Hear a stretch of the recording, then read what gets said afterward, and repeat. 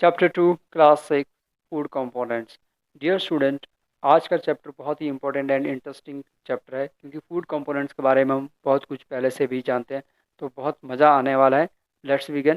देखिए, अगर फूड की बात करें तो हम सभी जानते हैं कि आ, हम जो है अलग अलग तरह का फूड खाते हैं, और हमारे जो मील्स होती है उसके अंदर जो है डिशेज जो अलग अलग तरह की होती है। जैसे उसके अंदर दाल होती है, मीट होती है, vegetable, grain, curd, butter, milk, pickle etcetera, और भी बहुत सारी चीज़ें होती है। और हमारा मील जो है रीजन के ऊपर डिपेंड करता है कि हम कौन से रीजन से बिलोंग करते हैं, क्योंकि हर रीजन का जो है अलग अलग फूड होता है। और मेनली पॉइंट ये है कि our body needs different kind of food, कि हमारी जो बॉडी होती है इसको जो डिफरेंट तरह के फूड की ज़रूरत होती है। अब हम ऐसा क्यों नहीं करते कि एक ही तरह का फूड हम खाएं? नहीं, क्योंकि हमारी जो बॉडी होती है उसको जो है अलग अलग तरह के फूड की ज़रूरत इसलिए होती है, क्योंकि जो फूड के जो कंपोनेंट्स होते हैं उनके अंदर जो है अलग अलग कंपोनेंट जो है पाए जाते हैं। जो हमारी बॉडी है उसको भी अलग अलग कंपोनेंट की जो ज़रूरत होती है, तो ये सब चीज़ें हमें मालूम होनी चाहिए। We eat different kind of food. Our meals could consist grain, dal, or a dish of meat, vegetable, curd, butter, milk, and pickles. Meals of different region are different. Our body needs different kind of food. Different kind of food have essential food required our body. देखिए, ये जो हमने अभी तक पढ़ा है इसके अंदर से जो है एक ही पॉइंट जो है निकल के सामने आ रहा है, जो कि हमारे रेफरेंस पॉइंट का काम करेगा। Our body need different kind of food. ये पॉइंट जो है रेफरेंस पॉइंट, वो पॉइंट होता है जिसके हेल्प से हम आसानी से जो सब कुछ हमारे माइंड में रिकॉल हो जाता है। तो आपको बस इतना याद रखना है कि our body need different kind of food. ये सब चीज़ें आपके पास आसानी से आपके माइंड में रिकॉल हो जाएगी।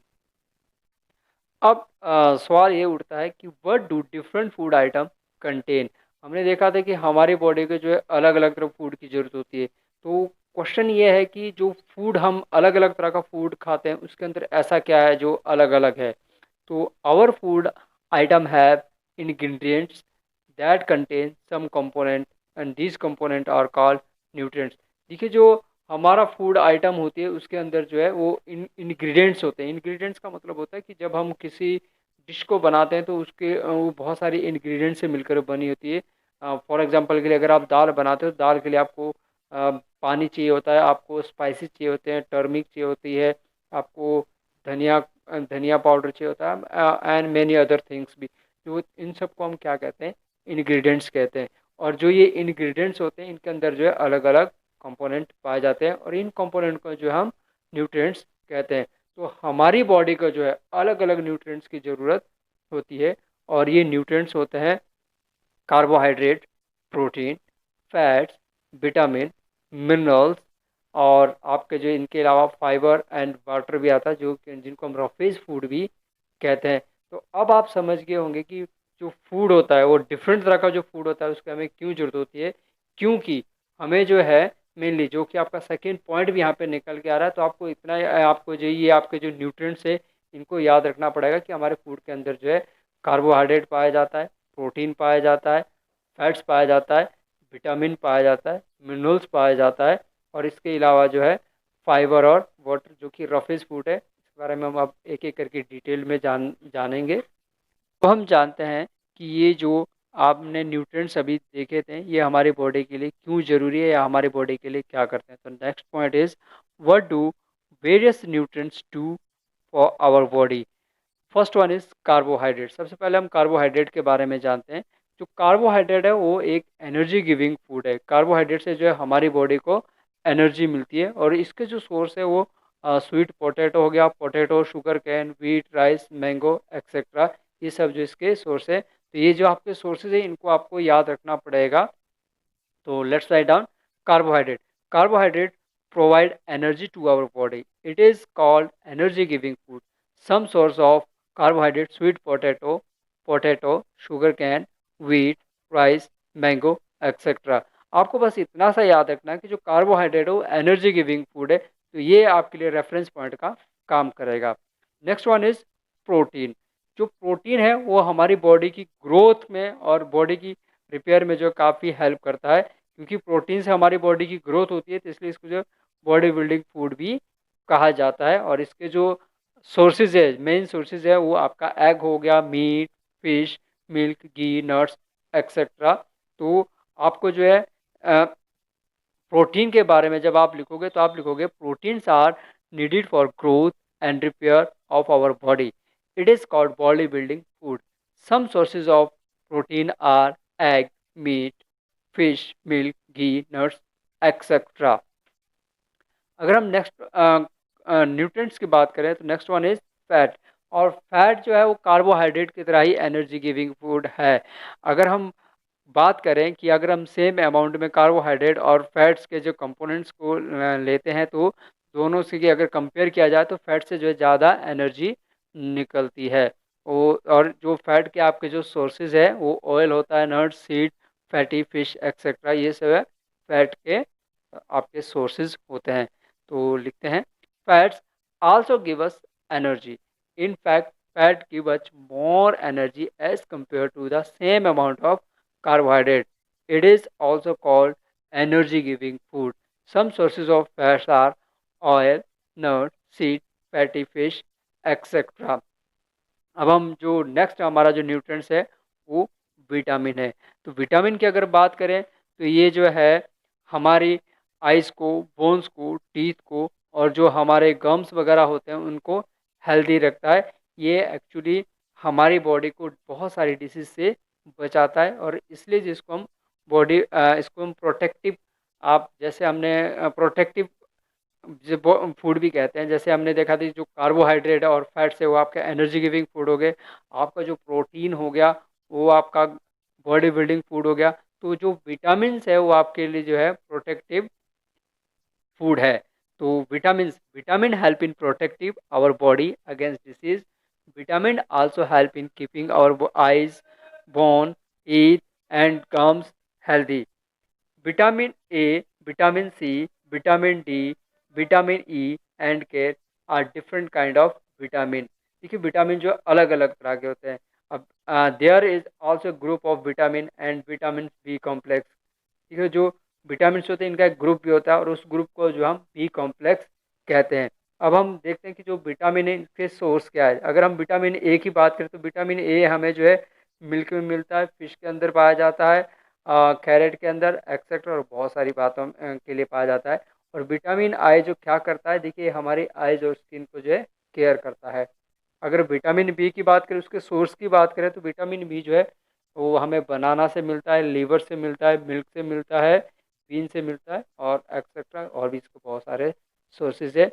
और अगर इसकी बात करें तो विटामिन बी जो हमें क्या करता है, relieve stress from proper nerve function. जो हमारा जो नर्व सिस्टम होता है इसको जो प्रॉपर फंक्शन के लिए विटामिन बी जो है काफ़ी हेल्पफुल होता है।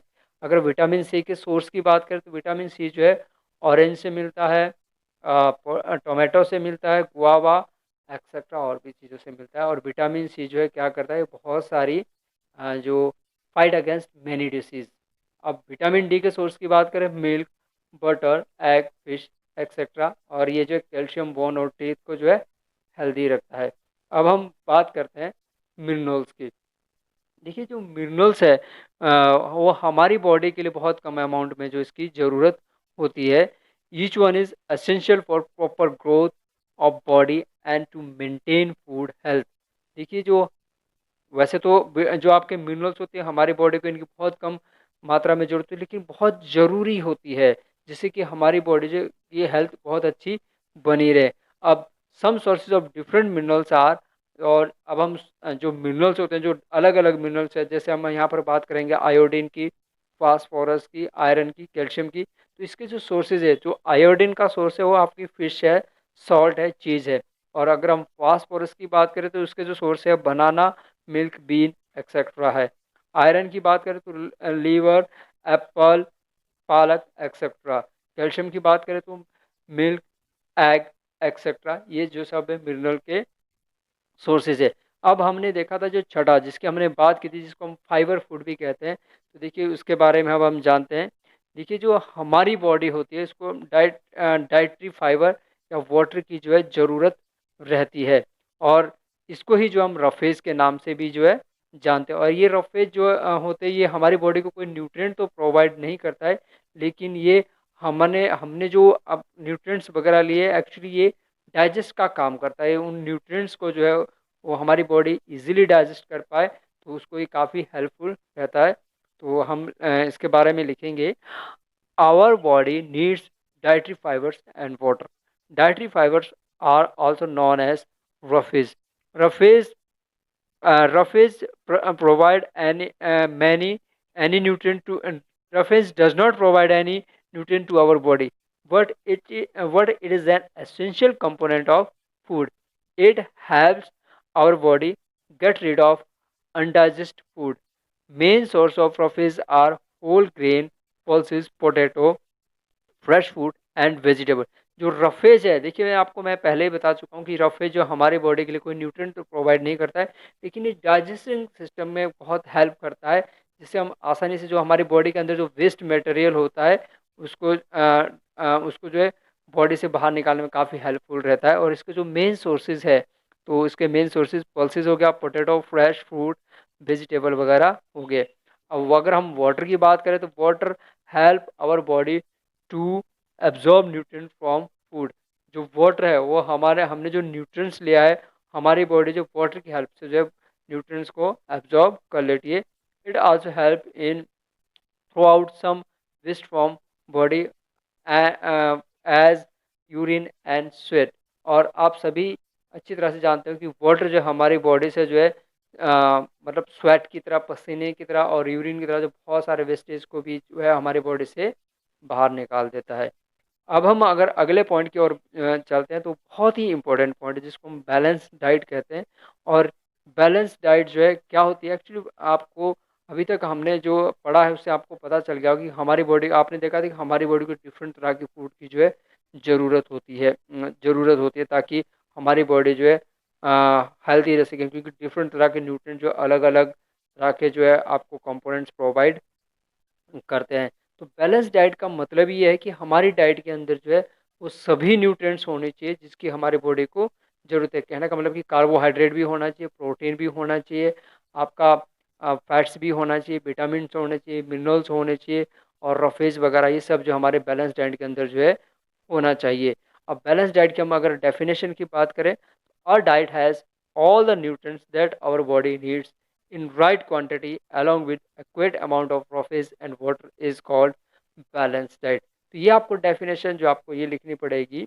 और अब आप समझ गए होंगे कि बैलेंस डाइट का मतलब है कि हमारे बॉडी के अंदर सारे के सारे न्यूट्रिएंट एडुक्वेट अमाउंट में होने चाहिए। ये ऐसा भी ना हो कि बहुत ही कम हो, और ऐसा भी ना हो कि बहुत ज़्यादा हो। अब हम अगले नेक्स्ट पॉइंट की तरफ बनते हैं, डेफिशिएंसी डिसीज़।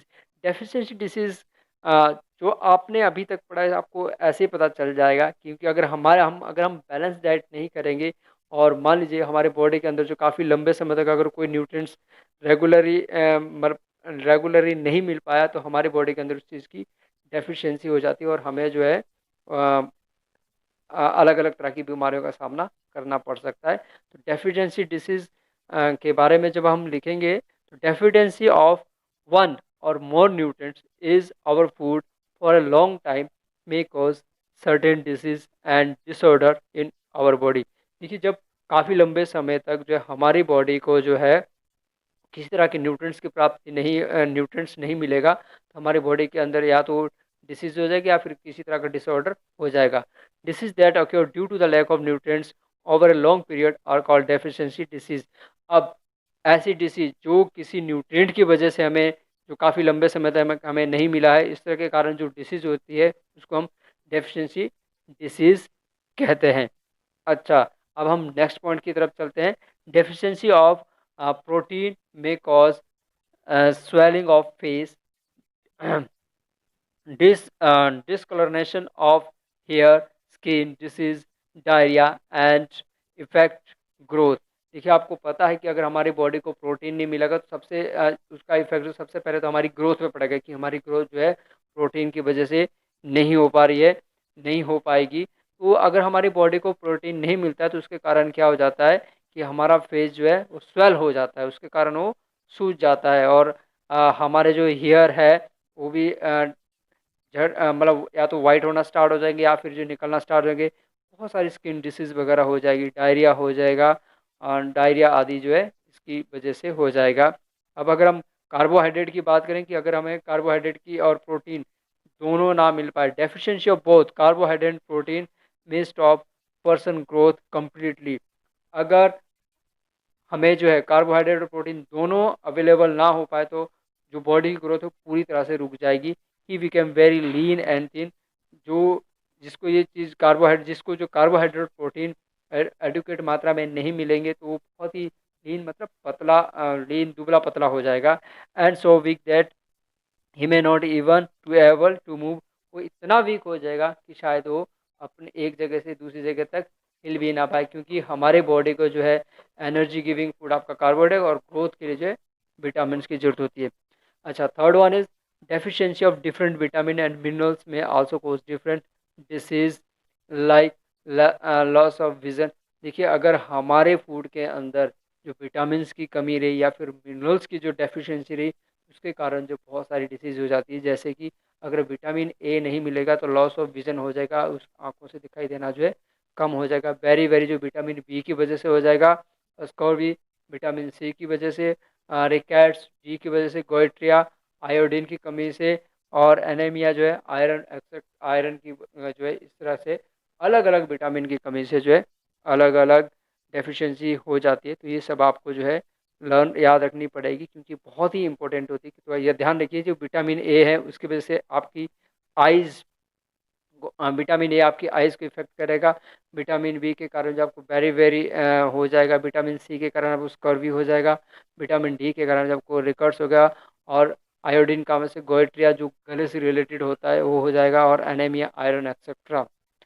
अब हम नेक्स्ट पॉइंट की तरफ बनते हैं। Be may loss some nutrient of if the vegetable and fruit are washed after cutting and peeling them. Similarly similarly repeated washing of rice and pulses. देखिए, अगर हम क्या करते हैं, अगर हम अपने जो हमारे वेजिटेबल हो गए या फ्रूट्स वगैरह हो गए, अगर हम उनको पील करने के बाद, उनको छीलने के बाद या उनको काटने के बाद जो हम उनको वॉश करते हैं, या राइस या पल्सेस को भी हम वॉश करते हैं, तो उनके बहुत सारे जो आपके न्यूट्रिएंट्स होते हैं वो पानी के साथ जो चले जाते हैं।